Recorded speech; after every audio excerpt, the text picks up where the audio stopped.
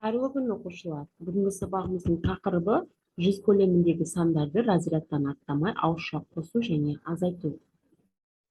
Бірінші мысалда 48-ге 30-ды қосамыз. Бұл жерде қосу мен азайтудың қалай орындалғанын түсіндіруіміз керек.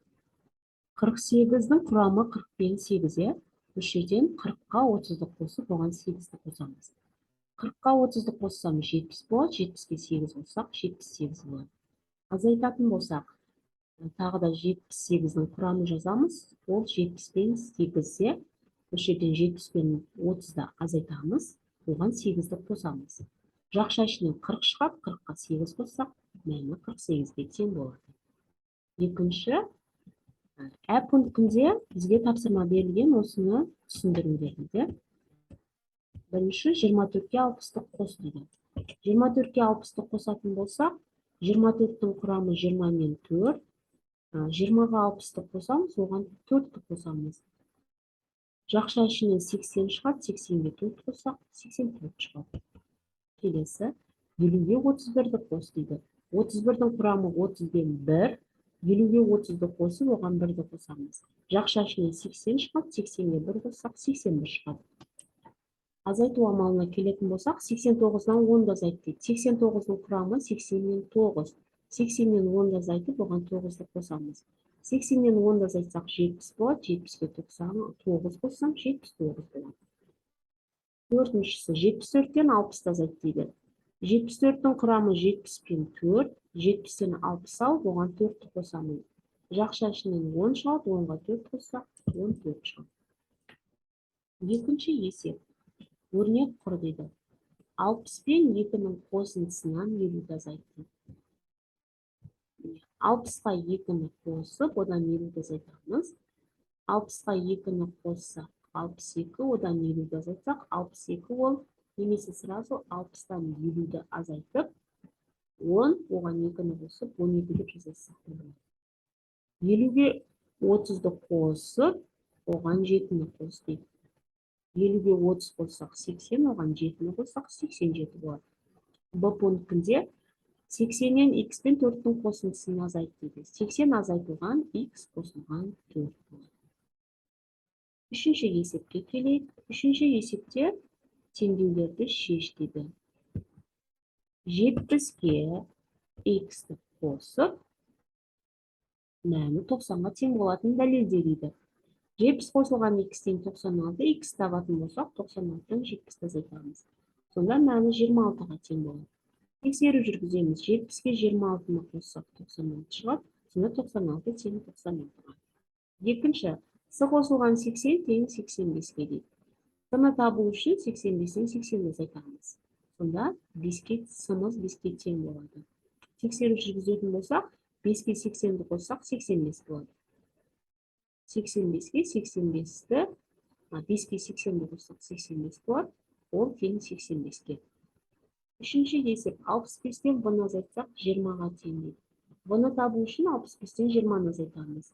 В тең 45-ке. Тексеру жүргізсек, 65-тен 45 азайтсақ 20 болады. Сонда 20-мыз 20-ға тең екен. Төртінші есеп, білім күніне арналған мерекелік концертке дейді 32 ұл және 20 қыз қатысты дейді.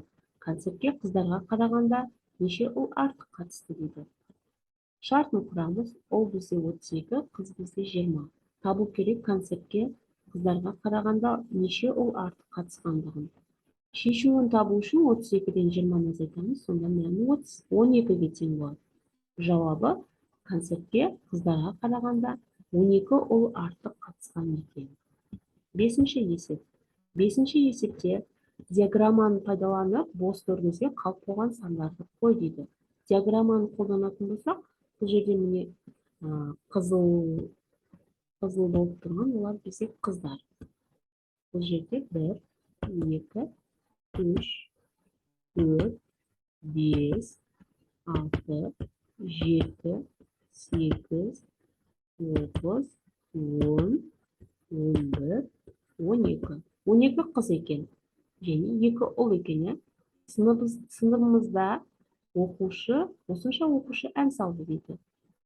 Ән салғанды ұнатады екен. Яғни 14 оқушы. Нешеге 14 деп жазып қоямыз. Бос яшыққа 14.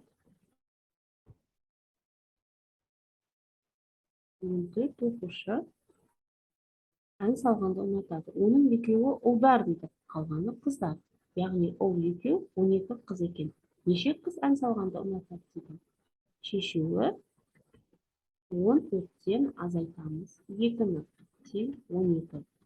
Жауабы 12 қыз, 12 қыз ән салғанды ұнатады деп жауабына жазып қоямыз. 60 есеп бізде қалып қойған өлшем бірліктерді ата дейді. Үстелдің ені, яғни ұзындықты метр немесе сантиметрмен өлшемізбен, енін бірақ метр деп жазып. Көжектің массасы килограмм, құмыраның сыйымдылығы литр, 1 сағатта 60 минут бар екен.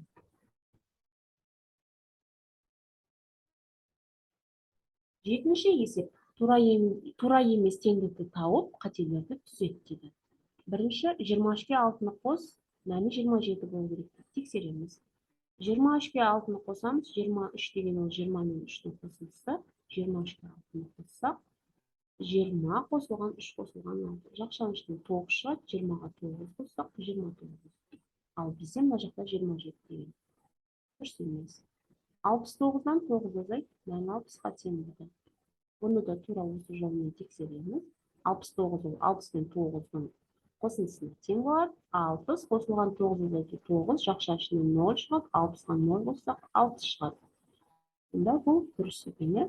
Келесі 96-дан 4 азайтсақ, мәні 92-ге тең. 96 деген 90 мен 6-ның қосындысына тең. 6-дан 4 азайтамыз және оған 90-ды қосамыз. 6-дан 4 азайсақ 2 болады, 90-ға 2 қоссақ 92 шығады. Бұл жақта 92 деп жазған екен. Дұрыс.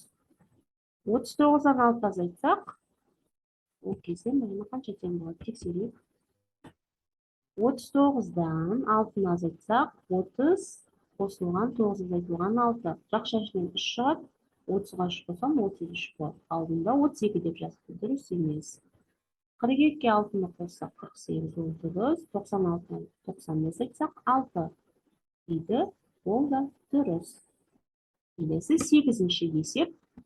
8-ші есепте мына бос ұяшықтардың орнына тиісті санды қой дейді. 8-ші есепте 90-нан қандай санды азайтсақ 80 шығады. Әрине ол 10. Себебі 90-нан 80 азайтамыз, сонда мәні 10-ға тең болады. 10 деп жазайық. 10-ға қандай санды қоссақ 67 шығады дейді. Ол үшін 67-тен 10 азайтамыз. 67-тен 10 азайтсақ 67 деген ол 60-тен 7-ның қосындысына тең.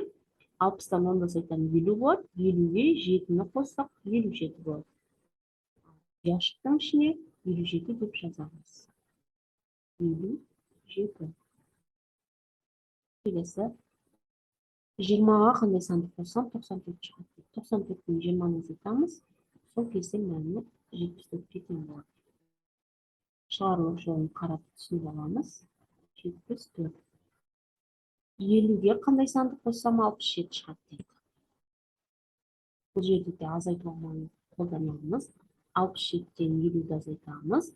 Сол кезде мәні 17-ге тең болады. Осы яшықтың орнына 17 деп жазып қояйық. Келесі есеп бізде 5-ші есеп. 80-ге 15-ті қоссақ, мәні нешеге тең? 95-ге тең. Қандай саннан 50-ді азайтсам 17 шығады. Тексерейік соңғы 6-шы есепті. 50 қосылған 17.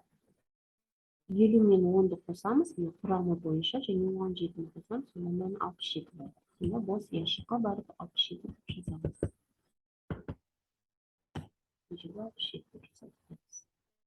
67-тен 50-ді азайтсақ, мәні 17-ге тең. Дұрыс. Келесі бізде 9-шы есеп. Әлия мен Айдостың дейді, 2 сайыста жинаған ұпайларын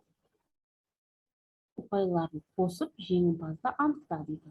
Міне мынау бізде бірінші сайыс бойынша Әлияның жинаған ұпайы, ал мынау Айдостың жинаған ұпайы. Бірінші сайыс бойынша 52-ден 30-ды азайтып оған 3-ті қос дейді. 52-нің құрамы 50-мен 2, 50-ге 30 азайтып, оған 2 мен 3-тің қосындысын қосамыз. 50-ден 30 азайтсақ 20 болады, 20-ға 5 қоссақ 25. Әлия бірінші сайыста 25 ұпай жинапты, ал Айдос 27 ұпай жинапты бірінші сайыс бойынша. Енді екінші сайыс бойынша анықтайық. Екінші сайыс бойынша Әлия 65 ұпай жинапты, ал Айдос 63 ұпай жинапты. Енді бірінші, екінші ұпайларды қосайық. Әлияның бірінші ұпай бойынша жинағаны 25, ал екінші ұпай бойынша жинағаны 65. Бұл жерде құрамдарын жазып, 20-ға 60-ты қосамыз, және 5-ке 5 қосамыз. Жақша ішінен 80 шығады, 80-ге 10 қоссақ 90. Әлия 2 ұпайдан 90 ұпай жинапты. Ал Айдос бірінші, екінші ұпайларды қоссақ, ол жерден де 90 шықты. Жауабы Әлия мен Айдос 2 сайыс бойынша тең ұпай жинаған екен. Сонымен балдар, бүгінгі біздің 10-шы сабағымыз соңына жетті. Назар аударып тыңдағандарыңызға рахмет. Келесі сабақта жүздескенше күн жақсы болсын.